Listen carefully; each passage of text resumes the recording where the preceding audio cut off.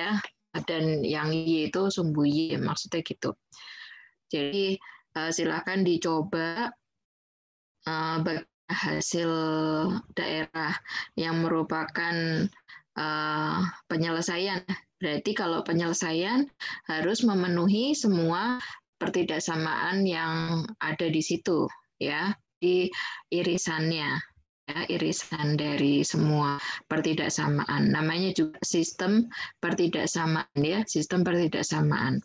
Ya, jadi silakan teman-teman coba untuk lihat daerah penyelesaiannya ya. Nanti bisa teman-teman setorkan ke grup WA. Jadi ini tidak bukan tugas, tapi kalau dari teman-teman sudah mencobanya, nomor berapa, terserah nomor 1 atau nomor berapa, nanti akan dikirim ke grup ya. Apakah seperti apa yang gambar teman-teman buat itu apakah sudah betul atau ada yang belum pas gitu ya, bisa dicoba nanti ya. Oke, jadi itu nanti kita lanjutkan di aja. Nah, untuk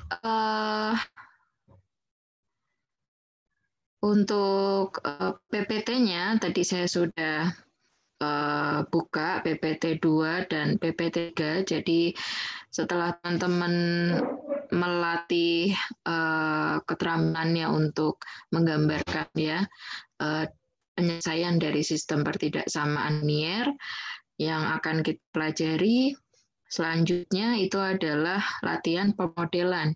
Jadi kita ingat-ingat kembali bagaimana soal cerita ya, kemudian ada soal cerita, kemudian kita buat modelnya, model matematikanya dalam bentuk program linear. Jadi di situ ada fungsi tujuannya, ada kendalanya gitu ya. Oke.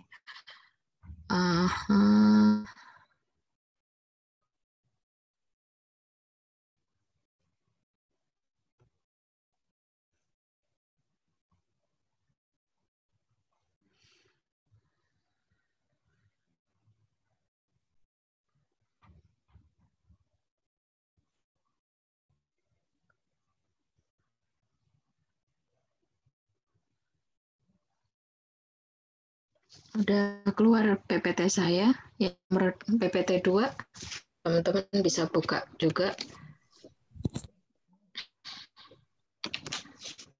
Sudah ya? Oke, kita untuk melihat ya di PPT latihan pemodelan. Jadi ada di PPT ini ada soal nih. Ada 7 soal. Disuruh membuat model matematikanya ya, model matematika bentuknya program linear. Ya. Jadi kita coba lihat dulu yang nomor 1 ini. Mungkin teman-teman ada yang sudah mencobanya ya. Kita bahas sama-sama. Jadi nomor 1 ini, suatu perusahaan akan produksi 2 macam barang yang jumlahnya tidak boleh lebih dari 18 unit. Berarti kalau tidak lebih, itu nanti akan bisa dimodelkan ke dalam pertidaksamaan, yaitu kurang dari sama dengan ya, tidak lebih dari ya, kurang dari sama dengan. Kemudian keuntungan dari kedua produk tersebut masing-masing adalah Rp750 dan Rp425 per unit. Nah, ini saya kurang teliti untuk menuliskan soalnya. Jadi maksudnya Rp750 itu keuntungan untuk produk 1 gitu ya, misalkan. Kemudian Rp425 itu keuntungan untuk produk 2. Ya, per unitnya. Jadi keuntungan per unit produk 1 itu Rp750 dan keuntungan per unitnya produk 2 itu Rp425. Gitu ya, kurang teliti, saya kurang lengkap. Kemudian dari survei terlihat bahwa produk 1 harus buat sekurang-kurangnya 5 unit. Artinya boleh lebih kecil dari 5 yang diproduksi. Berarti produk 1 harus lebih dari atau sama dengan 5. Sedangkan 2 sekurang-kurangnya 3 unit. Kalau sekurang-kurangnya berarti tidak boleh kurang dari 3, ya. Paling enggak 3, berarti 3 atau lebih. Berarti, produk 2 lebih dari sama dengan 3, gitu ya. Mengingat bahan baku yang ada, maka kedua produk tersebut dapat dibuat paling sedikit 10 unit. Kedua produk tersebut berarti jumlah, ya, jumlah produk 1 dan produk 2 paling sedikit 10, berarti produk 1 ditambah produk 2 lebih besar atau sama dengan 10, gitu ya.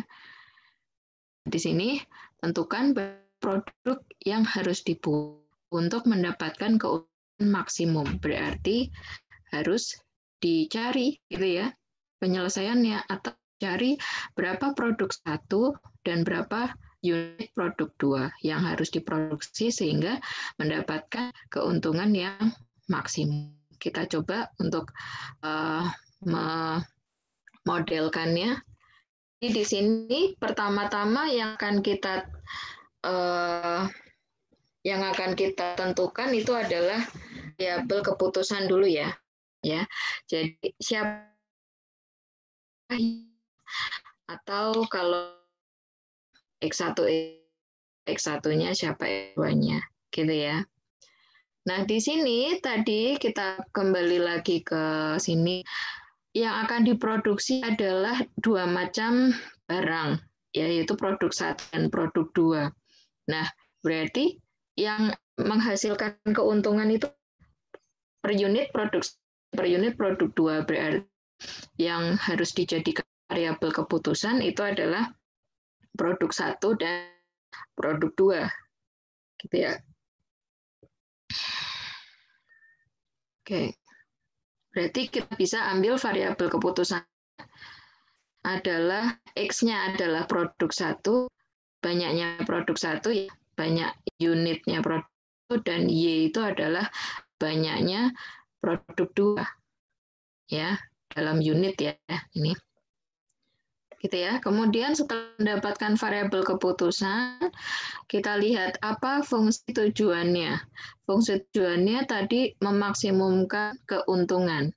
Berarti di sini saya tulis max, ya, singkatan dari maksimum. Kalau minimum berarti singkat min, gitu ya.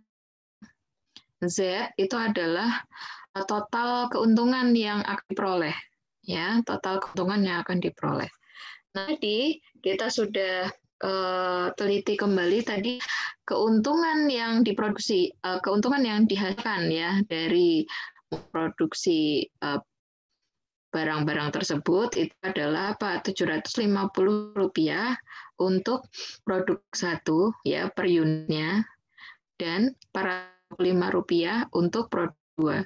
Jadi saya bisa menuliskan fungsi tujuannya maksimum Z sama dengan 750X ditambah 425Y. Itu fungsi tujuannya. Nah, sekarang kendalanya. Kendala tadi ada yang ngomong sekurang-kurangnya lah, tidak lebih dari lah, gitu ya. Paling tidak lah, itu kata-kata untuk menyatakan kendala. Ya, kita lihat di sini. Dari kalimat yang pertama mengatakan bahwa macam barang tersebut jumlahnya tidak boleh lebih dari 18.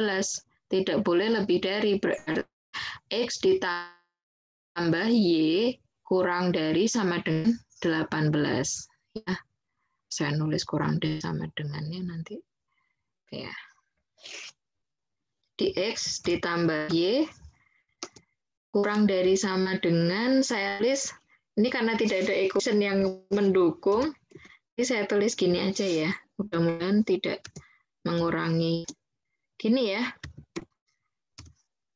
X ditambah Y kurang dari sama dengan 18, tidak lebih dari. Ya, tidak lebih dari.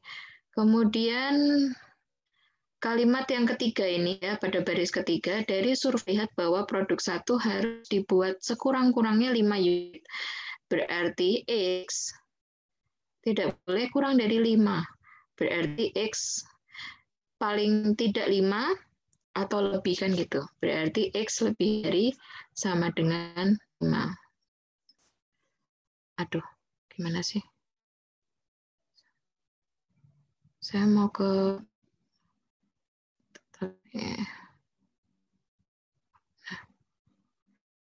X gitu ya. X tidak boleh lebih dari, berarti kurang dari, sekurang-kurang berarti lebih dari sama dengan berapa tadi? 5 ya. Oke. Terus kemudian produk 2 sekurang-kurangnya 3 unit. Produk 2 sekurang-kurangnya 3 unit. Berarti Y lebih dari sama dengan 3. Y lebih dari sama dengan 3. Gitu ya. Ini Y kecil. Lalu kemudian kalimat yang selanjutnya bilang apa? Mengingat bahan baku yang ada, maka kedua produk tersebut dapat dibuat paling sedikit 10. Paling sedikit 10. Kedua produk tersebut berarti jumlah ya. Produk 1 ditambah produk 2 itu jumlah paling sedikit 10. Berarti X ditambah Y lebih dari sama dengan 10.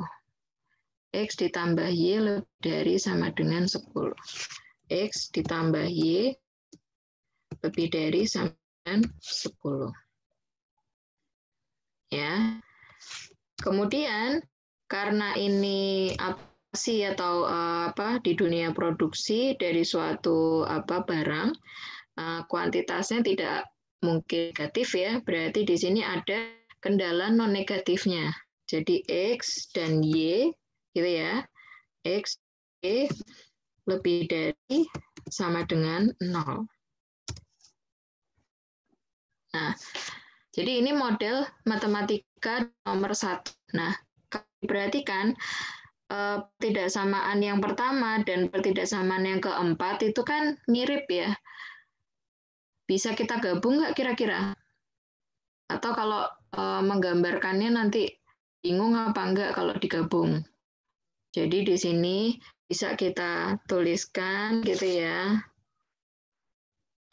Jadi kebalik ya gini. Nah, gini.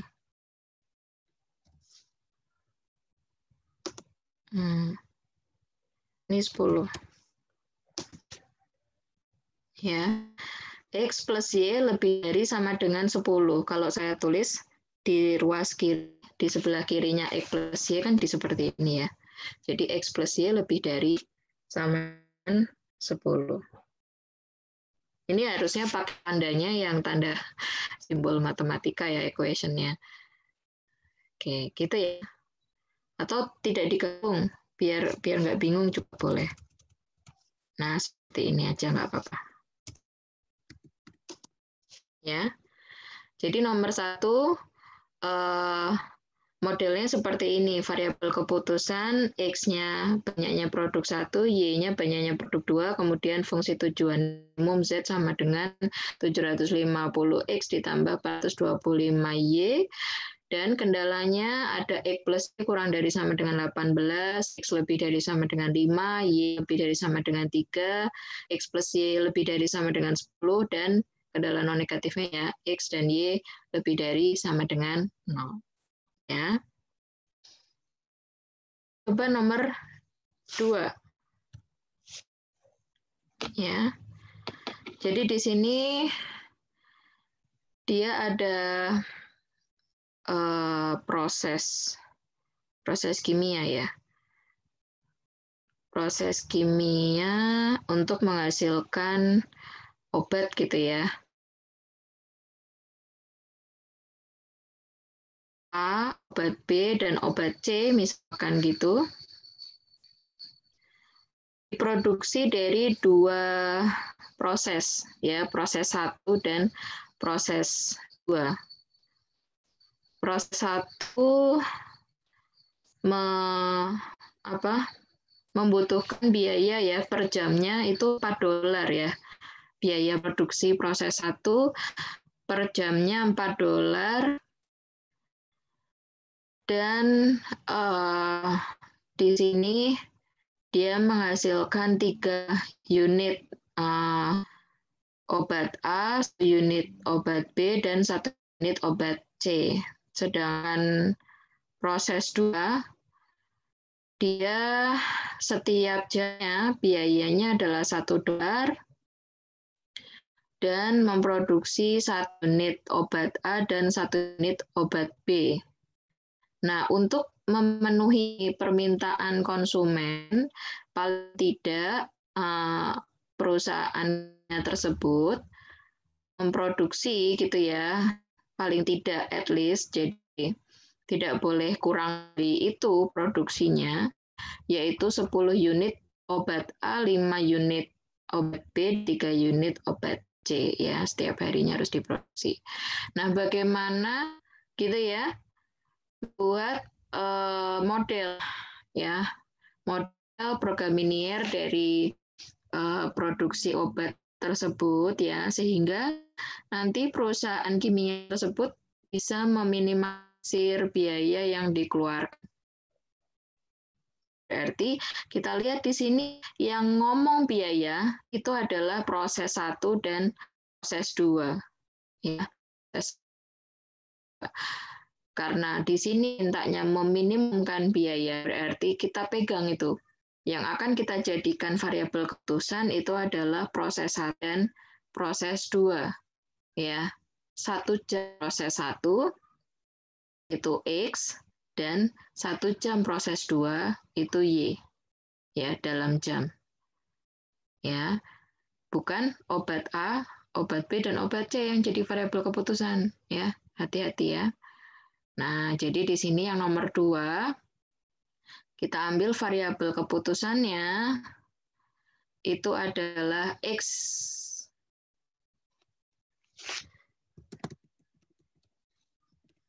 Keputusan misalkan X itu adalah proses 1 ya, dalam jam ya. Dalam jam. Kemudian Y itu adalah proses 2 dalam jam. Jadi satuannya jam.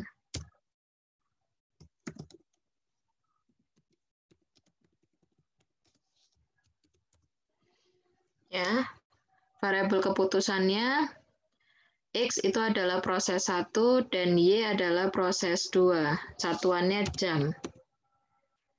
Jadi harus hati-hati nanti di soal cerita, bisa jadi dituliskannya produksinya $5 setiap jamnya. Atau bisa juga, terus nanti gini, proses 1 $5 setiap jam per jamnya, dan proses 2 $5 setiap setengah jam. Nah, atau setiap 30 menit. Berarti harus hati-hati. Karena kita konsistenkan satuannya jam, ya, jadi harus hati-hati di situ. Ceritanya di soal cerita itu semua sebutannya setiap jam atau tidak. Jika masih berbeda, harus hati-hati. Jadi kalau yang tadi saya katakan, misalkan ya di soal cerita bilang keuntungannya $5, proses 1 $5 setiap jam, dan proses 2 $5 setiap 30 menit. Nah, berarti fungsi tujuannya bukan 5X plus 5Y kan gitu, karena satuannya yang tadi jam, yang ini menit. Nah, jadi harus disamain, berarti 1 jamnya berapa gitu ya. Karena variabel keputusannya memisalkannya satuannya jam gitu ya. Oke. Kemudian fungsi tujuannya tadi meminimumkan biaya, berarti minimum Di situ tadi biayanya berapa? $4 setiap jam ya per jamnya untuk proses 1 dan untuk proses 2 $1 setiap jamnya. Jadi ini sudah sama satuannya, jadi tidak perlu diganti-ganti lagi. Kalau di sini setengah jam itu $1, nah itu harus hati-hati, berarti sejamnya $2 kan gitu. Nah ya, karena ini satuannya sudah sama, jadi kita tinggal substitusikan 4X ditambah 1Y. Kemudian kendalanya, ya kendalanya tadi kita lihat di sini. Nah, kendala ini bisa dilihat dari banyaknya obat yang akan dibuat ya. Jadi di situ ada obat A, obat B, dan obat C. Oke, kita lihat di sini dari proses 1, obat A diproduksi 3 dan dari proses 2 diproduksi 1. Ya. Berarti 3 kali proses 1 ditambah 1 kali proses 2 itu dia menghasilkan obat A, gitu ya. At least berarti lebih dari sama dengan 10. Berarti 3X ya ditambah 1Y lebih dari sama dengan 10.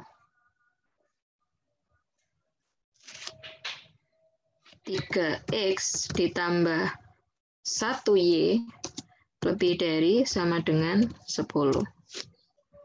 Gitu ya. Lalu kemudian untuk obat B 1 unit ya, berarti 1 kali proses 1 ditambah untuk proses 2 B-nya 1 juga, 1 kali proses 2 diproduksi at least, jadi lebih dari sama dengan B-nya 5. Berarti 1X ditambah 1Y lebih dari sama dengan 5. Aduh. 1X. Ini gimana caranya ngilangin itu ya, window itu ya? Yang goyang mulu. 1X ditambah 1Y at least berarti lebih dari sama dengan tadi 5 unit ya. Kemudian untuk obat C. Obat C dari proses 1 dia 1 unit dan dari proses 2 berarti obat C tidak melalui proses 2. Hanya pakai proses 1 aja berarti 1X gitu kan ya. At least 3, berarti 1X lebih dari sama dengan 3. Berarti X 1X lebih dari sama dengan 3. Ada lagi tidak? Jadi diteliti ya, ada yang ketinggalan atau tidak, ada kalimat yang belum kita cerna, belum kita proses atau tidak. Nah, kayaknya sudah tidak ada ya. Dan ini tidak mungkin memproduksi negatif jam gitu ya. Tidak mungkin memproduksi negatif jam, jadi ada kendala non negatif juga. X dan Y lebih dari sama dengan 0. Oke, ini ya. Jadi nomor 2, model program linearnya seperti ini. Variabel keputusan, misalkan X adalah proses 1, Y proses 2, fungsi tujuannya meminimumkan biaya, dan kendalanya, kalau teman-teman terganggu 1 ya boleh, satunya nggak ada gitu ya. Nah, ini. Bisa sih, tadi kan mencerna kalimatnya. Ada pertanyaan?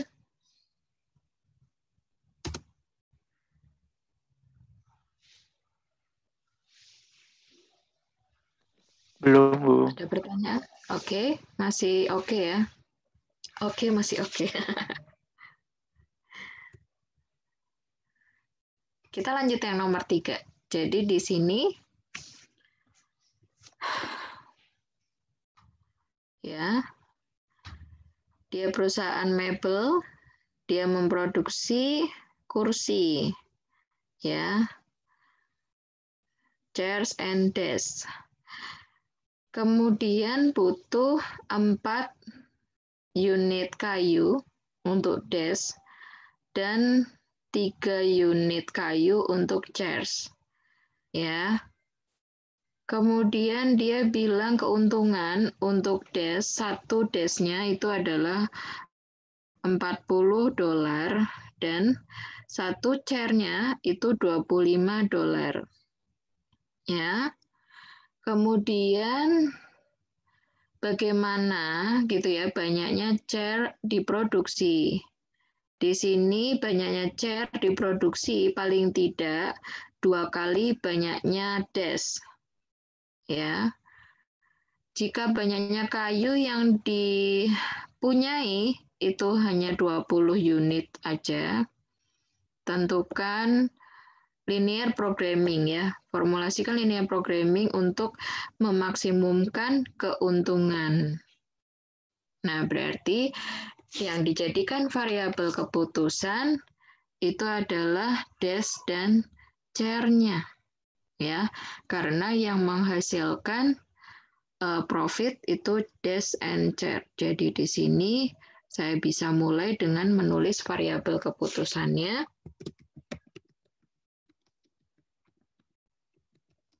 Itu adalah misalkan X itu adalah desk, ya banyaknya unit desk, dan Y-nya itu chair, ya Y kecil. Lalu kemudian kita ke fungsi tujuan. Tadi fungsi tujuan memaksimumkan profit, berarti di sini maksimum Z sama dengan tadi berapa? $40 setiap desknya, berarti satu unit desknya $40 dan $25 satu unit chair, berarti 40X ditambah 25Y. Kemudian kendalanya dari banyaknya bahan baku yaitu kayunya. Kayunya di sini hanya ada 20 unit kayu. Dan di sini untuk desk dia menggunakan 4 dan untuk chair menggunakan 3. Jadi banyaknya kayu yang digunakan totalnya 4 kali banyaknya desk ditambah 3 kali banyaknya chair. Tidak boleh lebih dari 20 karena bahan bakunya atau kayu yang tersedia hanya 20 saja. Jadi di sini 4X 4X ditambah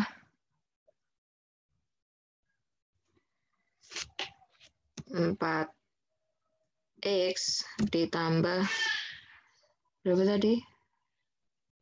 3Y kurang dari sama dengan 20.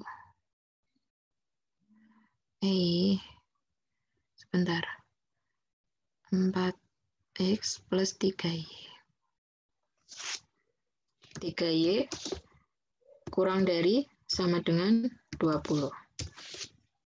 Kemudian ada lagi kalimat yang harus kita perhatikan atau kita cerna, ini nih. Banyaknya chair diproduksi paling tidak 2 kali banyaknya desk. Chair itu tadi Y, berarti Y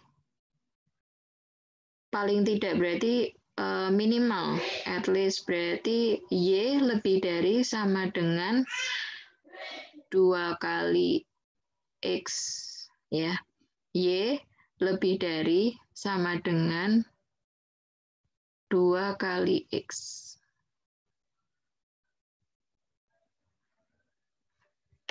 Y lebih dari sama dengan 2 kali X.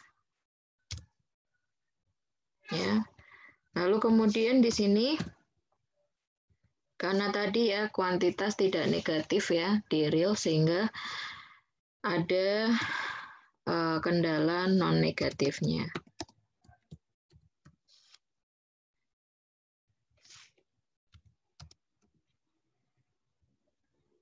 Nah, ya. Jadi nomor 3, model program linearnya seperti ini. Jadi misalkan X itu adalah 1 unit dash dan Y adalah 1 unit char. Kemudian fungsi tujuannya ingin memaksimumkan profit, karena di situ 1 unit dash $40 dan 1 unit char $25. Jadi total profitnya adalah 40 kalikan X ditambah 25 dikalikan Y. Kemudian kendalanya dari banyaknya kayu yang digunakan. Untuk dash dia pakai 4 dan untuk char dia pakai 3, padahal dia hanya punya 20 aja kayunya, berarti tidak boleh lebih dari bahan baku yang tersedia. Kemudian tadi dikatakan juga bahwa banyaknya char diproduksi paling tidak lebih dari 2 kalinya dash. Berarti di sini saya punya pertidaksamaan Y lebih dari sama dengan 2X. Dan banyaknya dash dan char sama-sama tidak mungkin negatif ya. Jadi ada kendala non-negatifnya. Nah, untuk kendala yang ketiga ini, untuk kendala yang kedua ini, saya bisa tuliskan jadi apa? 2X min Y, 2X min Y, atau gini, ya benar, 2X min Y kurang dari sama dengan ya, 2X min Y kurang dari sama dengan 0. 2X min Y kurang dari sama dengan 0. Nah ini ya, kalau Y dan 2X-nya saya gabung dalam satu ruas, jadi saya punya di situ 2X min Y kurang dari sama dengan 0. Ya. Nah, ini pemodelan program linear untuk nomor 3. Ada pertanyaan?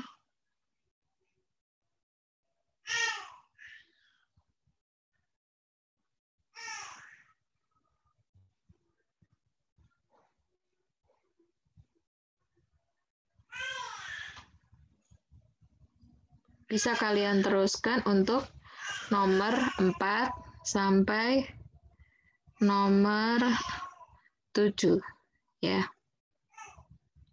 Nomor 4 sampai nomor 7. Jadi ada 4 soal, silahkan dicoba bagaimana pemodelannya. Baru pemodelan aja ya, belum menyelesaikan. Jadi hanya modelnya aja. Modelnya kayak gimana sih gitu ya. Ya, belum sampai mencari penyelesaian. Ya, belum menyelesaikan. Ya, dicoba ya dari nomor 4 sampai nomor 7. Ya, 4, 5, 6, ada 4 soal. Ya, ada 4 soal. Begitu?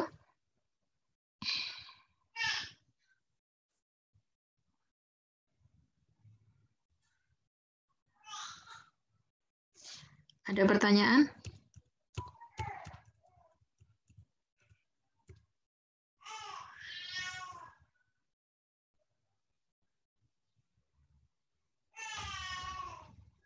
Tidak ada?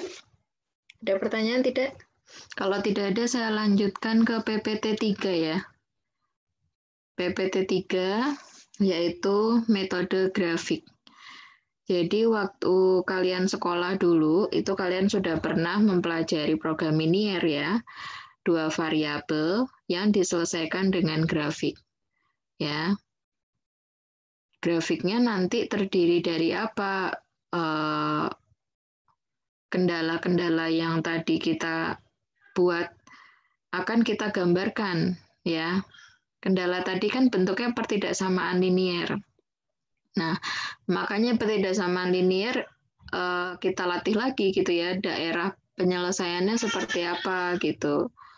Nah, berarti kalau sistem pertidaksamaan linier berarti nanti daerah yang merupakan irisan dari semua pertidaksamaan yang diberikan harus memenuhi semuanya. Nah, itu menjadi daerah penyelesaian. Ya, makanya tadi teman-teman kita latih lagi untuk menggambarkan daerah penyelesaian dari pertidaksamaan linier.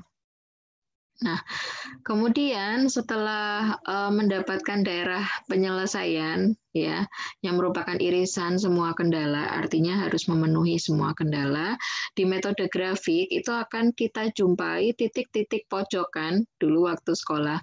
Titik-titik pojok itu yang akan memberikan nilai optimum atau nilai optimal gitu.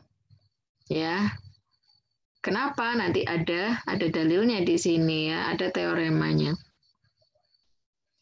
Kemudian setelah kita cek ke fungsi tujuan ya, jadi titik-titik pojok tadi, titik-titik yang merupakan perpotongan-perpotongan dari garis-garis gitu ya, itu kita tes ke fungsi tujuan, kemudian nanti akan menghasilkan nilai Z atau nilai optimal.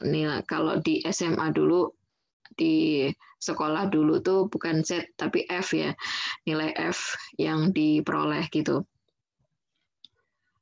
Nanti macam-macam ya nilai F-nya, misalkan di titik A nilai F-nya sekian, di titik B nilai F-nya sekian gitu ya. Dan seterusnya kita tes semua ya ke fungsi tujuan, kemudian manakah yang paling besar gitu ya. Kalau dia carinya nilai maksimum, manakah yang paling kecil untuk kalau soalnya dia ingin meminimumkan kan gitu. Ya, nah sebenarnya itu semua ada teoremanya dan ada definisinya gitu ya. Kenapa? Sehingga daerah penyelesaian tadi yang punya titik-titik pojok tadi dari daerah penyelesaian bisa menghasilkan nilai optimal gitu ya, atau nilai maksimum atau minimum gitu ya, sehingga bisa digunakan sebagai penyelesaian program linier. Nah, ini ada teoremanya. Jadi kita mulai dari memberikan definisi-definisi dulu ya yang mendukung. Jadi di sini definisi mengenai kombinasi konveks ya. Jadi di sini misalkan saya punya titik-titik TI, kemudian saya buat perkalian gitu ya, lambda 1 T1 plus lambda 2 T2 dan seterusnya sampai lambda P TP, di mana jumlah koefisiennya atau jumlah lambda I-nya, lambda 1 ditambah lambda 2 sampai lambda P itu hasilnya 1, maka persamaan yang tadi kita buat itu disebut kombinasi konveks dari titik-titik TI.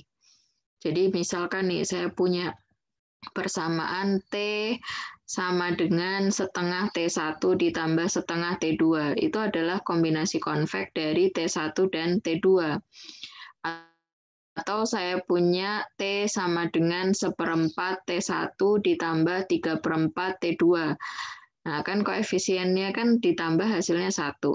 Nah, itu juga merupakan kombinasi konveks. Beda lagi kalau saya punya T1 ditambah T2. Nah, itu koefisiennya kan 1, dijumlahin tidak 1, itu bukan kombinasi konveks. Jadi ini sebenarnya himpunan bagian dari persamaan garis yang bisa dibuat gitu ya. Kalau kalau TI-nya itu 2T1 dan T2 itu persamaan garis gitu ya. Jadi di situ ya. Jadi disebut kombinasi konveks jika koefisiennya jika dijumlahkan hasilnya 1. Ya. Kemudian definisi yang selanjutnya, himpunan C disebut himpunan konveks jika sembarang dua titik yang saya ambil di himpunan itu berbeda. T1 dan T2, kedua titik itu berbeda, maka gitu ya, segmen garis yang menghubungkan menghubungkan kedua titik tersebut, maka jika saya buat persamaan T sama dengan lambda 1 T1 ditambah lambda 2 T2 itu kan merupakan persamaan garis gitu. Jika saya ambil dua titik sembarang T1 dan T2, kemudian saya buat kombinasi konveksnya, gitu ya. Saya buat kombinasi konveksnya, artinya saya gambar garis yang menghubungkan antara T1 dengan T2, maka garis tersebut masih berada di dalam himpunan C-nya.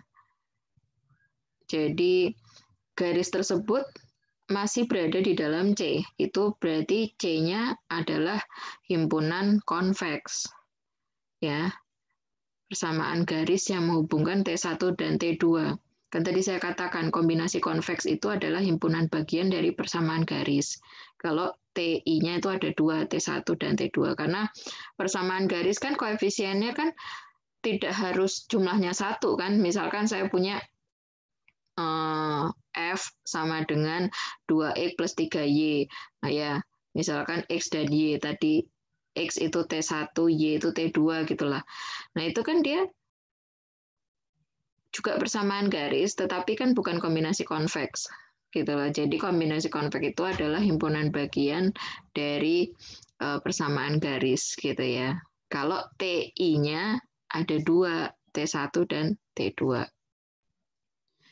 Jadi tadi saya ulangi, C disebut konveks, himpunan konveks jika saya ambil dua titik sembarang yang berbeda di himpunan C itu tadi, maka saya bisa membuat segmen garis yang menghubungkan antara T1 dan T2, di mana garis tersebut masih di dalam C.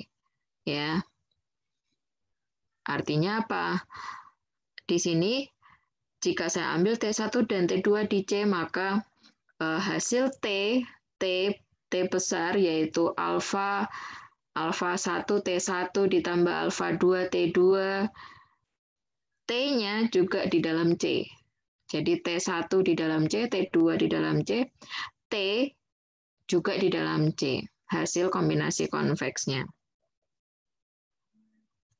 Oke. Kemudian, definisi titik ekstrim. Ya. Titik T disebut titik ekstrim dari himpunan konveks C jika dan hanya jika T itu bukanlah hasil dari kombinasi konveks titik manapun. Artinya apa? Titik T itu dia hanya berdiri sendiri, jadi tidak ada T itu bukanlah elemen dari suatu garis gitu loh. Yang garis itu masih berada di dalam himpunan itu. Gampangannya gitu. Jadi himpunan titik T disebut titik ekstrim jika titik T tersebut itu bukanlah hasil kombinasi konveks dari titik manapun. Jadi ya T aja gitu. Artinya apa? T itu tadi bukanlah elemen dari suatu garis yang menghubungkan T1 T2 gitu loh. Ya, itu disebut titik ekstrim. Ya. Misalkan kalian punya bidang berbentuk segitiga, Nah, titik-titik ekstrimnya itu kan titik-titik sudut segitiga itu ya. Misalkan titik A, titik B, dan titik C. Kalau kalian lihat, maka titik A itu bukanlah hasil kombinasi konveks dari titik manapun yang ada di dalam segitiga tersebut. Kan gitu. Nah, beda kalau saya mengambil sisi AB gitu ya. Sisi AB artinya saya ambil titik pada sisi AB, maka titik yang ada pada sisi AB itu bukanlah titik ekstrim. Kenapa? Karena titik tersebut merupakan elemen dari garis yang menghubungkan antara A dan B gitu. Ya. Nah, sedangkan titik ekstrim A, titik ekstrim B, dan titik ekstrim C itu kan bukanlah gitu kan ya, bukan hasil kombinasi konveks dari titik manapun yang ada di himpunan konveks tersebut gitu ya. Kemudian teorema 16 mengatakan bahwa irisan dari dua buah himpunan konveks juga akan konveks. Jadi misalkan kalian punya himpunan konveks yang pertama itu adalah suatu bidang bentuknya segitiga, ya segitiga gitu beserta bidang ya bidang bentuknya segitiga. Kemudian irisannya ya irisannya dengan segi 4 gitu ya, irisannya dengan segi 4, maka hasil irisan tersebut juga merupakan himpunan konveks. Ya. Jadi kalau himpunan konveks diiris, hasil irisannya juga akan konveks juga. Gitu ya. Nah, kemudian kita kembalikan lagi ke model program linier. Jadi program linier tadi, misalkan saya punya modelnya seperti ini ya, minimum Z sama dengan C transpose X. C ini adalah matriks, A matriks, X matriks, dan B ini juga matriks seperti di PPT 1 ya. Nah, penyelesaian visible ya, kita kenalan dengan kata-kata penyelesaian visible. Penyelesaian visible masalah program linier itu adalah himpunan titik-titik yang memenuhi AX lebih dari sama dengan B dan X lebih dari sama dengan 0. Artinya apa? Yang tadi kita gambar daerah penyelesaian dari sistem pertidaksamaan linier itu ternyata isinya itu adalah penyelesaian visible. Jadi penyelesaian visible. Jadi daerah yang merupakan penyelesaian dari sistem pertidaksamaan itu kan berarti daerah yang memenuhi semua kendala. Kendala itu tadi kan yang pertidaksamaan tadi. Nah, semua titik yang ada di daerah penyelesaian itu adalah disebut penyelesaian visible. Jadi bayangkan saja kalian punya grafik, ada dua kendala yang saling berpotongan, lalu kemudian sudah diperoleh daerah yang merupakan irisannya, maka daerah tersebut ya titik-titik yang ada pada daerah tersebut, daerah penyelesaian itu merupakan penyelesaian visible. Jadi disebut penyelesaian visible. Artinya apa? Dia memenuhi semua kendala, tetapi belum tentu memberikan nilai optimal. Jadi misalkan saya ambil sembarang titik yang ada di daerah tersebut, dia betul memenuhi kendala, ya, memenuhi pertidaksamaan, tetapi belum tentu memberikan nilai minimum, ya, atau belum tentu memberikan nilai maksimum. Kan jadi harus dites tuh semuanya, kan gitu, ya. Nah, teorema 1.8 mengatakan bahwa himpunan penyelesaian visible atau daerah penyelesaian dari sistem pertidaksamaan tadi yang kita gambar, itu ternyata adalah himpunan konveks. Jadi kita tidak akan menjumpai pada suatu grafik penyelesaian program linier yang daerahnya itu adalah non-konveks atau tidak konveks, itu tidak akan kita jumpai. Jadi pada teorema ini menjamin bahwa penyelesaian yang merupakan solusi dari sistem pertidaksamaan linier atau yang memenuhi kendala itu merupakan himpunan konveks, gitu ya. Jadi tidak akan dijumpai program linier yang daerah penyelesaiannya ternyata tidak konveks. Nah, gitu. Tidak konveks itu apa? Kalau mengambil, misalkan kalian punya bentuk bintang, ya, atau huruf V.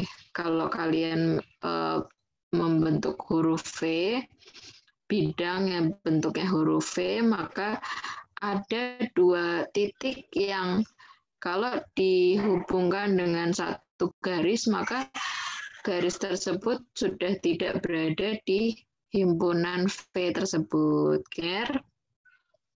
Daerah penyelesaiannya atau himpunan penyelesaian visibelnya selalu konveks gitu ya.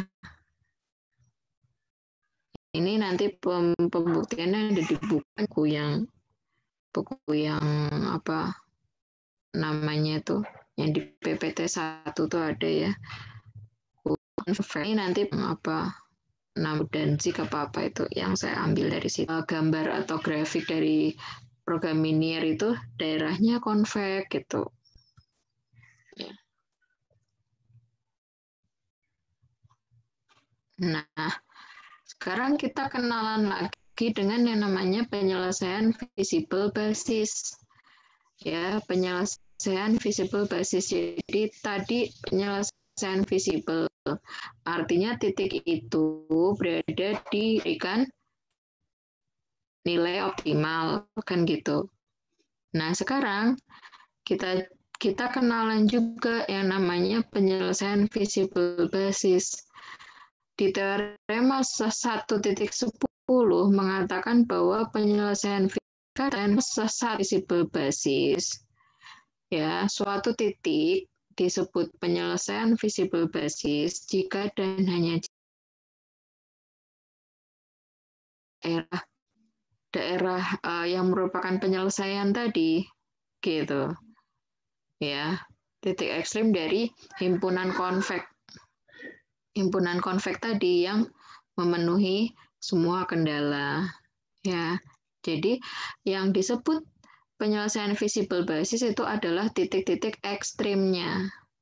Titik-titik ekstrim itu adalah kalau bahasa SMA-nya titik pojok. Ya. Titik-titik pojok yang ada pada daerah tersebut itu disebut penyelesaian visible basis. Sedangkan selain titik pojok, itu namanya penyelesaian visible. Jadi ada kata basis dan ada kata, bukan tidak basis ya, ada basisnya dan ada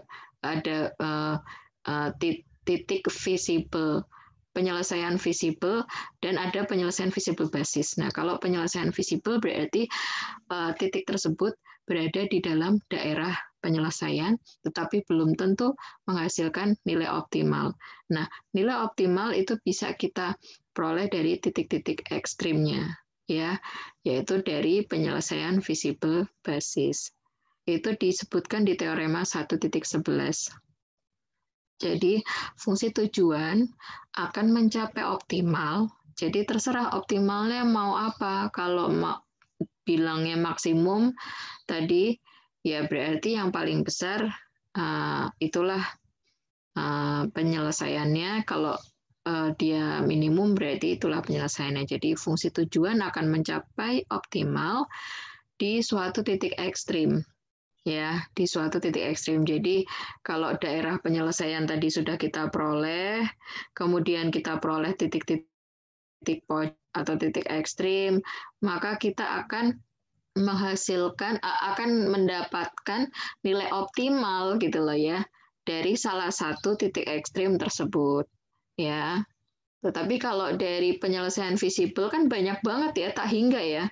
Jadi daerah di R itu tadi kan wah banyak banget yang harus kita tes berarti kan. Nah, itu kan tidak mungkin, sehingga teorema ini mengatakan bahwa itu optimal akan terjadi di titik pojok, di titik ekstrim. Nah, berarti kalau titik ekstrim kan sudah terhingga ya, udah berhingga. Misalkan ada 3 titik, atau 4 titik, atau 5 titik, kan gitu. Kemudian nilai optimal akan terjadi di salah satunya. Ya, salah satunya itu berarti bisa 1 titik, atau 2 titik memberikan nilai optimal yang sama, bisa jadi. Ya, pokoknya intinya nilai optimal akan terjadi di titik ekstrim. Ya, fungsi tujuan itu akan optimal, mencapai optimal di titik ekstrim. Ya, Kemudian, jika fungsi tujuan mencapai optimal pada lebih dari satu titik ekstrim, yang tadi saya katakan ya, ternyata titik A menghasilkan nilai 100, di titik B juga menghasilkan nilai 100. Loh, kok sama gitu ya? Berarti nilai 100 tadi, nilai optimal 100 tadi, tidak hanya terjadi di titik A dan titik B, tetapi terjadi di sepanjang garis yang menghubungkan A dan B. Jadi kalau A menghasilkan nilai 100, B menghasilkan nilai 100, oh berarti 100 ini juga bisa dihasilkan dari titik-titik yang dilalui garis AB. Nah, gitu. Nanti ini disebut grafik kejadian khusus. Kejadian khusus namanya alternatif. Artinya penyelesaiannya tidak tunggal, banyak. Jadi misalkan nih keuntungan maksimumnya berapa? $100. Oke, $100. Terus berapa unit tadi apa misalkan? Berapa unit produk 1 dan berapa unit produk 2 yang bisa diperoleh sehingga kita bisa mendapatkan keuntungan $100. Oh, banyak nih. Misalkan di titik 5,3. Oh, berarti kita harus memproduksi 5 unit produk 1, 3 unit produk 2. Tapi di titik 0,1 juga misalkan 0,10 itu juga menghasilkan nilai 100. Oh, berarti 0 produk 1 ditambah 10 produk 2, ternyata hasil keuntungannya juga sama, paling tinggi 100 juga. Oh, berarti keuntungan $100 tadi bisa diperoleh tidak hanya dengan memproduksi 0 produk 1 dan 10 produk 2 atau tadi ya berapa tadi? Itu tapi bisa dihasilkan dari titik-titik yang lain yang berada di garis yang menghubungkan kedua titik tersebut. Itu berarti dia penyelesaiannya tidak tunggal gitu ya. Nah, kita lihat di sini contohnya. Jadi di sini ada model program linear, dia tujuannya maksimum, yaitu Z sama dengan 12X1 ditambah 8X2. Kemudian kendalanya di sini ada 3 dan ada kendala non-negatif juga. Berarti kita mulai dengan menggambarkan seperti gambar Cartesius, jadi ada sumbu X dan ada sumbu Y. Nanti teman-teman bebas mau menaruh X1 dan X2-nya di mana. Kalau misalkan mau menaruh X1 di sumbu X ya berarti yang horizontal X1 dan yang vertikal X2. Tetapi dibalik boleh-boleh. Kalau X2-nya yang horizontal, X1-nya yang vertikal. Tetapi nanti gambarnya akan berbeda ya. Karena seperti dibalik itu kan pasti berbeda. Titik-titiknya pun ya, gambarnya itu akan berbeda. Tetapi nanti hasilnya sama. Jadi kalau di software GSP besok yang akan teman-teman lalui di praktikum, bisa digambarkan ya. Di sini ada 3. Jadi garis yang putih ini adalah garis-garis yang menggambarkan kendala. Ya. Lalu kemudian garis merah itu adalah garis yang menggambarkan fungsi tujuan. Ya. Kemudian daerah yang warnanya ungu muda, ya, ungu muda, itu adalah daerah penyelesaian, ya, yang memenuhi semua kendala. Berarti di situ ada 4 titik ekstrim atau titik pojok. 4 titik pojok.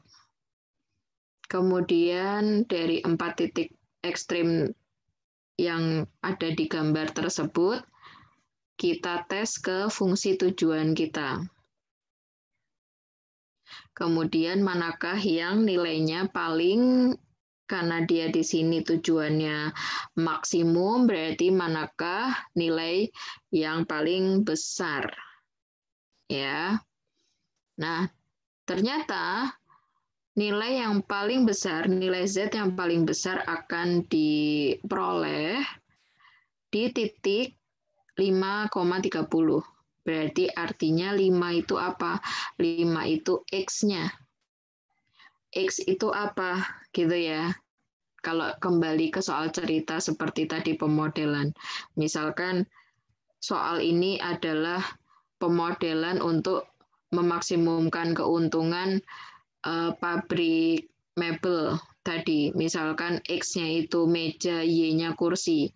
Atau X1-nya meja, X2-nya kursi. Berarti yang ada di sini 5,30 berarti 5 meja dan 30 kursi harus diproduksi supaya mendapatkan keuntungan maksimum. Terus nanti perusahaannya tanya, terus keuntunganku berapa paling besar? 300. Jadi kamu bisa mendapatkan keuntungan $300, Pak. Kalau kamu memproduksi 5 meja dan 30 kursi. Gitu. Ya, kalau masalah kita suatu masalah cerita ya, soal cerita. Jadi harus dikembalikan lagi. X-nya itu apa, Y-nya itu apa, dan Z itu apa gitu ya. Ya, ini salah satu contoh dari grafik. Nah, makanya menggambar garis ini, kemudian menentukan daerah penyelesaian, itu skillnya ada di yang kasih tadi, gitu loh. Kemudian mendapatkan daerah irisannya tuh, lalu kemudian kita bisa peroleh titik pojok atau titik X. Kemudian kita gunakan teorema yang di atas tadi, titik ekstrim bisa digunakan untuk mencari nilai optimal dari fungsi tujuan. Nah, jadi titik-titik ekstrim tadi kita tes ke fungsi tujuan. Nah, manakah yang paling besar kan gitu. Nah, titik-titik ekstrim ini kan ada 4 nih, 1, 2, 3, 4. Di himpunan yang warna ungu muda, ya ungu muda ini kan titik-titik pojoknya itu ada 4 titik-titik ekstrimnya itu. Nah, 4 titik ekstrim itu disebut 4 penyelesaian visible basis. Jadi di sini ada 4 buah penyelesaian visible basis. Kalau banyaknya penyelesaian visible berapa?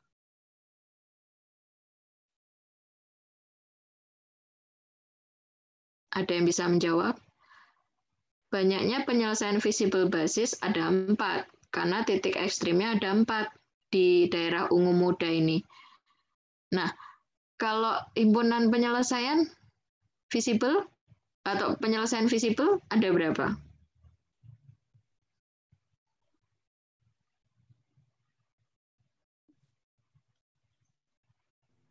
Halo? Penyelesaian visibelnya ada berapa?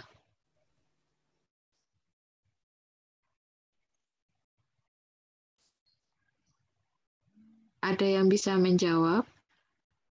Kalau penyelesaian visible basis ada 4, karena titik ekstrimnya ada 4.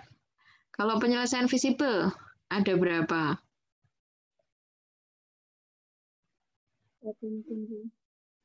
Banyak. Ada berapa? Banyak. Banyak itu artinya apa? Tak terhingga. Tak terhingga ya. Jadi semua titik yang ada di daerah ungu muda ini, semua titik yang ada di daerah ungu muda ini tuh penyelesaian visible. Nah, sedangkan 4 titik ekstrim tadi, 4 titik pojok tadi, penyelesaian visible basis. Gitu ya. Oke. Berarti artinya penyelesaian visible basis itu merupakan penyelesaian visible. Ya enggak? Penyelesaian visible basis merupakan penyelesaian visible. Tetapi penyelesaian visible belum tentu penyelesaian visible basis. Ada yang iya, ada yang tidak. Gitu ya. Oke, nah Ini kejadian-kejadian khusus yang ada di metode grafik. Ya, kejadian-kejadian khusus yang ada di metode grafik. Pertama ada alternatif, kemudian ada solusi tak terbatas, kemudian ada invisible. Oke, sudah ya. Jadi ada 3 macam kejadian khusus yang terjadi pada metode grafik ya. Yang pertama adalah alternatif. Ya, jadi masalah program linear 2 variabel dikatakan mempunyai penyelesaian alternatif jika gradien dari fungsi tujuan sama dengan salah satu gradien dari kendalanya. Jadi di sini misalkan contohnya saya punya fungsi tujuannya Z sama dengan 3x1 plus 2x2.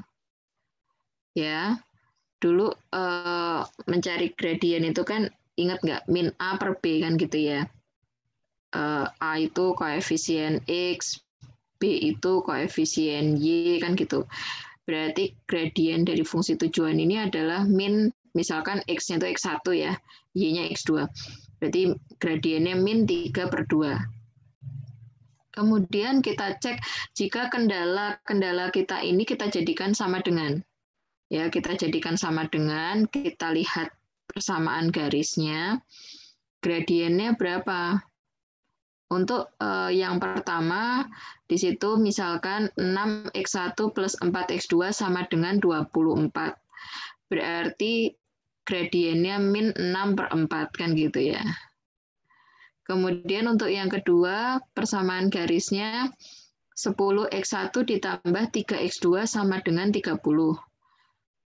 Berarti gradiennya min 10/3. Nah, sekarang kalau kita perhatikan gradien dari fungsi tujuan itu sama nilainya dengan gradien garis yang kendala 1 ya. Garis yang menggambarkan kendala 1. Itu gradiennya juga min 3/2. Sehingga apa? Masalah program linear ini dia merupakan kejadian khusus yaitu alternative solution. Dia mempunyai penyelesaian yang tidak tunggal. Artinya apa? Penyelesaiannya atau optimalnya itu berada di sepanjang garis yang menggambarkan kendala 1 ini tadi. Nah, kalian bisa coba. Nah, ini ya. Jadi, garis yang merah itu adalah garis yang menggambarkan fungsi tujuan. Dia berhimpit dengan garis yang menggambarkan kendala 1. Gitu. Makanya garis yang putih yang menggambarkan kendala 1 kan tidak terlihat karena dia berhimpit dengan fungsi tujuan. Sedangkan garis putih yang satunya itu adalah kendala yang nomor 2, kendala yang nomor 2. Nah, kemudian daerah yang ungu muda ini itu adalah daerah penyelesaian visible atau himpunan penyelesaian visible. Manakah penyelesaian visible basisnya? Titik-titik ekstrim. Tetapi ternyata karena fungsi tujuan itu atau garis merah tadi berhimpit gitu ya, kemiringannya sama dengan garis yang menggambarkan kendala 1, berarti optimal atau titik nilai optimal dia akan terjadi di sepanjang apa? Nah, gitu ya, di sepanjang apa? Garis merah yang dari sumbu Y sampai titik putih itu. Ya. Ini kursor saya kelihatan nggak? Kelihatan, Bu. Oke.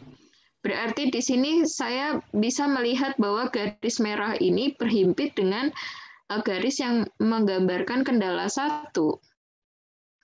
Berarti kita punya di sini daerah ungu muda ini itu adalah daerah penyelesaian visible. Kemudian titik-titik ekstrim adalah penyelesaian visible basis. Kemudian kita cek ke fungsi tujuan, gitu loh. Ternyata nilai optimal itu terjadi di titik ini dan di titik ini. Kalau secara grafik, oh iya betul nih, fungsi tujuan ini kemiringannya sama. Berarti solusinya banyak. Tidak hanya titik yang di sini atau di sini, tetapi semua titik di sepanjang garis. Ya. Ini misalkan titik A, ini titik B.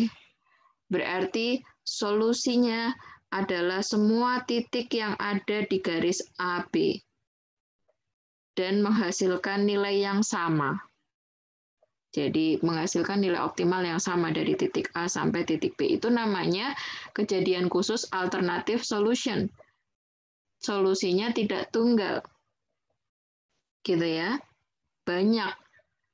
Tidak hanya 2. Misalkan di sini, ini kok hasilnya nilai optimalnya di sini sama. Berarti ada 2 dong penyelesaiannya. Oh, tar dulu. Oh, ternyata gradiennya sama. Oh, berarti bukan cuma 2. Banyak gitu ya. Itu kejadian khusus yang pertama. Kemudian kejadian khusus yang kedua itu adalah solusi tak terbatas atau unbounded solution. Kalau secara gambar, misalkan kalian punya, nah seperti ini. Jadi kendalanya yang di sini ada 2 ya, ada 2 kendala dan ada kendala non negatif juga. Kemudian kita gambarkan mereka sehingga kita peroleh. Nah, daerah penyelesaian yang memenuhi semua ketidaksamaan itu adalah daerah yang berwarna ungu muda. Berarti kita punya titik-titik pojoknya yang mana? Yang ini, ya kan? Kemudian yang ini, dan yang ini kan gitu. Nah, sesuai teorema tadi, titik ekstrim itu memberikan nilai optimal sesuai teorema tadi. Nah, ternyata di masalah ini ada titik selain titik ekstrim, ternyata memberikan nilai yang lebih kalau di sini dia maksimum, berarti ada titik ya selain titik ekstrim yang memberikan nilai lebih besar. Ya, misalkan nilai maksimum terjadi di sini. Kemudian saya tes titik yang ini. Ini kan termasuk daerah penyelesaian. Elemen daerah penyelesaian. Berarti ini kan termasuk penyelesaian visible juga. Ternyata dia menghasilkan nilai optimal yang lebih besar daripada titik di sini misalkan gitu. Terus saya ambil titik yang di sini juga. Ini kan sebenarnya daerahnya masih terus gitu ya. Masih diteruskan ke sana terus gitu ya. Artinya dia himpunannya tak terbatas gitu ya. Sehingga kita sulit menyatakan atau sulit menyimpulkan manakah titik yang betul-betul memberikan nilai maksimum. Karena kita tidak ada jaminan nih, saya ambil titik di sini, oh lebih besar daripada yang bawahnya. Ternyata saya ambil titik lebih atas lagi, nilai Z-nya lebih gede lagi. Nah, kejadian khusus. Namanya solusi tak terbatas atau unbounded solution. Gitu ya. Jadi untuk unbounded solution ini dia penyelesaiannya kita tidak bisa tentukan yang mana gitu karena masih banyak sekali gitu ya. Bisa jadi di atasnya lagi, di atasnya lagi. Kalau gambarnya ya non negatif ya. Atau misalkan nih masalahnya atau problemnya minimum. Kemudian daerahnya misalkan ada di kuadran 2 atau kuadran 3 gitu ya. Atau di kuadran 4 artinya tidak ada kondisi non negatif. Ternyata saya ambil titik yang lebih bawah lagi, ternyata memberikan nilai lebih kecil, dan seterusnya. Nah, itu disebut solusi tak terbatas. Berarti kesimpulannya ini tidak ada solusi yang real, karena kita tidak bisa menyatakan manakah titik yang paling memberikan nilai paling optimal, gitu ya. Itu unbounded solution. Kemudian yang ketiga itu adalah masalah invisible. Dari kata in berarti itu artinya dia tidak visible. Artinya tidak visible itu adalah kita tidak bisa mendapatkan hasil irisan dari semua kendala itu, ya. Tidak ada yang memenuhi semua kendala sekaligus, ya. Silakan di sini ada contoh maksimum, itu fungsi tujuannya, kemudian ada kendalanya. Gambarnya, nah ya. Kenapa warnanya sama semua? Karena dia tidak ada daerah penyelesaiannya. Coba kita lihat. Untuk kendala yang pertama, X1 ditambah X2 kurang dari sama dengan 4. Berarti penggambarannya di sumbu X1 4 dan 4 gitu ya, kemudian ditarik garis. Kurang dari berarti dia ada di daerah yang beririsan dengan 0,0 gitu ya. Kemudian kendala yang kedua, X1 dikurangi X2 lebih dari sama dengan 5. Berarti ini titik X1-nya 5, titik X2-nya min 5. Berarti dia ada di kuadran 4, X1-nya positif 5, X2-nya negatif 5. Saya tarik garis. Kemudian daerahnya itu yang memenuhi yang tidak kena 0,0. Karena kalau saya tes 0,0 kan dia tidak memenuhi. Kalau misalkan X1-nya 0, X2-nya 0, nilainya 0. 0 lebih dari 5, tidak. Berarti daerahnya yang menjauhi 0,0. Nah, coba bayangkan ya. Yang X1 plus X2 kurang dari sama dengan 4, itu daerahnya yang ini. Gitu ya. Sedangkan yang X1 min X2 lebih dari sama dengan 5, itu daerahnya yang ini. Berarti kan irisan dari daerah ini dan daerah ini kan tidak mungkin berada di kuadran 1. Pasti ada di bawah sini kan. Ada di bawah sini hasil irisannya. Nah, padahal tadi ada kendala non negatif. Nah, ini loh yang jadi masalah. Ada kendala non negatif. Kalau tidak ada kendala non negatif, yo visible ada daerah irisannya di bawah sini toh. Ini kan di sini. Ini di sini. Kemudian hasil irisannya kan berarti dari perpotongannya ini kan di sini berarti di bawah. Kalau nggak ada kendala non negatif. Karena ada kendala non negatif, yo dipotong toh. Hanya di kuadran 1 yang dilihat. Ya udah, belum ngiris gitu loh. Artinya irisannya kosong.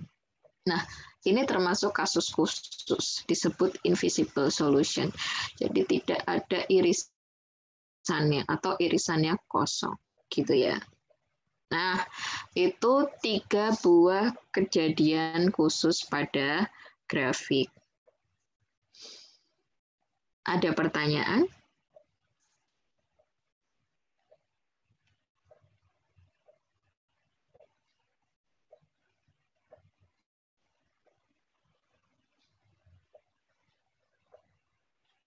Belum ada pertanyaan berarti masih paham ya? Masih bisa diterima dengan baik pelan-pelan gitu? Allah. Insya Allah. Nah, ini ada contoh. Jadi ada soal cerita, kemudian teman-teman mencobanya. Jadi di sini ada soal cerita, kemudian teman-teman bisa mencobanya untuk memodelkan ya. Pertama dari variabel keputusan, kemudian fungsi tujuan, kemudian kendala, ya. Kemudian setelah mendapatkan modelnya, kita gambar ya pertidaksamaan tadi, kemudian tentukan daerah irisannya atau himpunan penyelesaian visibelnya, lalu kemudian diperoleh titik-titik pojok atau titik ekstrim yang merupakan penyelesaian visibel basisnya. Apakah ini termasuk kejadian khusus? Apakah ini alternatif, ataukah unbounded, ataukah invisible? Kan gitu. Jika tidak tiga-tiganya, ya berarti dia penyelesaiannya tunggal. Ada penyelesaian dan tunggal.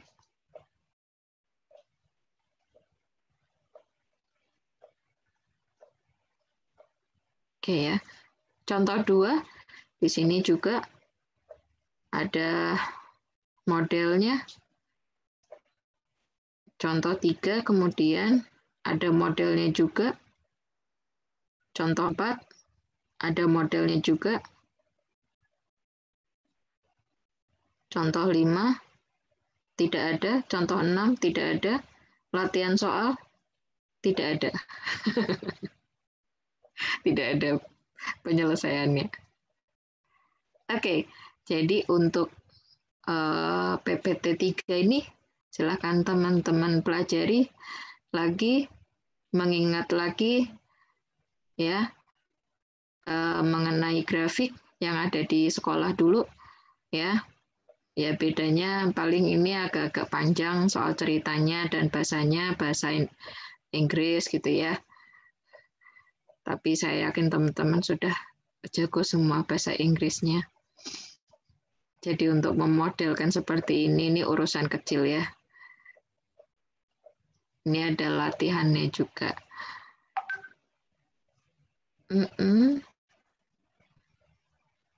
Oke. Begitu untuk hari ini. Belum ada tugas.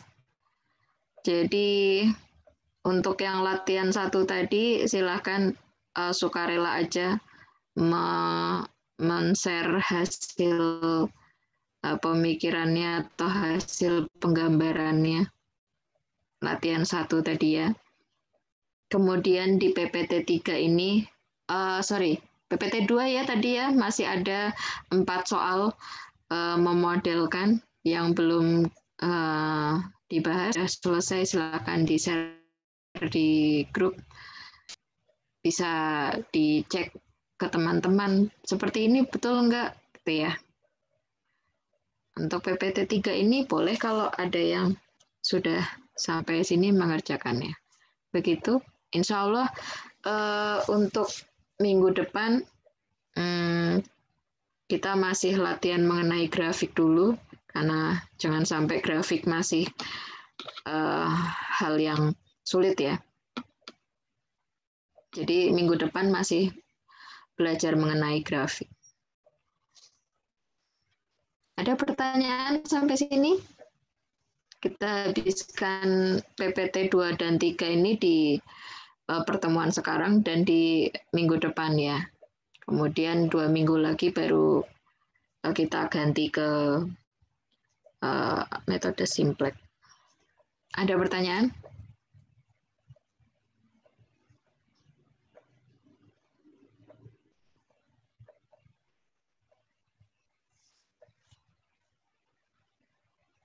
Tidak ada? Tidak ada? Atau ada?